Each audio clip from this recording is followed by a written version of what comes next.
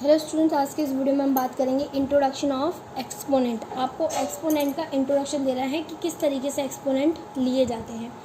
चलिए देखते हैं। जैसे यहाँ पे लिखा है a की पावर m, तो यहाँ आपका जो a होगा उसे हम बेस कहते हैं और जो m होगा उसे एक्सपोनेंट कहते हैं, और यूजुअली फॉर्म में हम इसे पावर भी कहते हैं।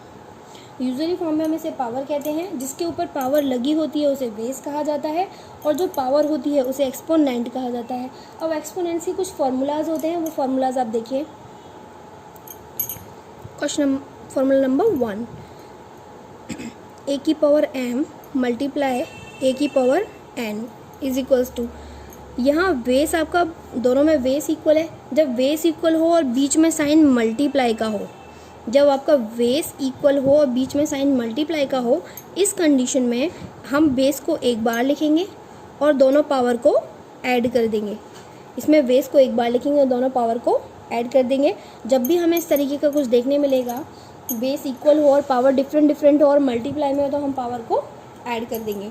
अब इसी similarly second formula, a to the power m divided by a to the power n।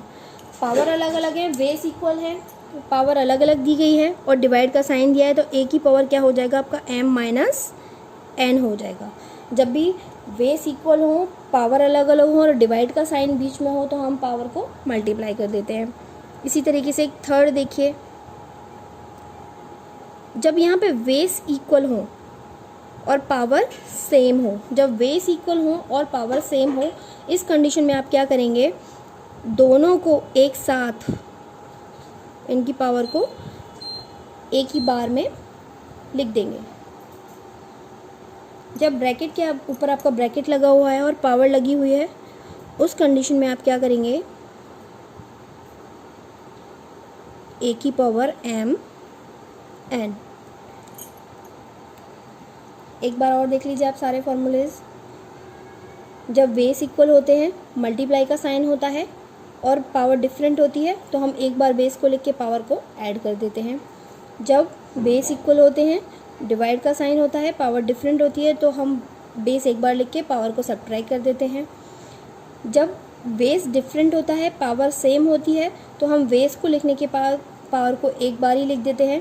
Similarly जब a की पावर m इंटू b की पावर m, इसी तरीके से बेस अलग अलग है, मल्टीप्लाई में पावर सेम है, तो a और b का मल्टीप्लाई करके पावर को हम एक बार लिख देंगे।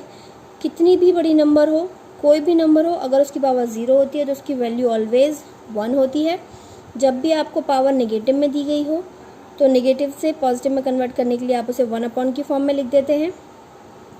ऐसे ही यहाँ पे पावर नेगेटिव में दी गई है, इसे पॉजिटिव में कन्वर्ट करने के लिए हम अंदर वाला जो बेस है उसको अपोजिट उल्टा कर देंगे। उल्टा करने के बाद b अपॉन a पावर आपकी पॉजिटिव हो जाएगी।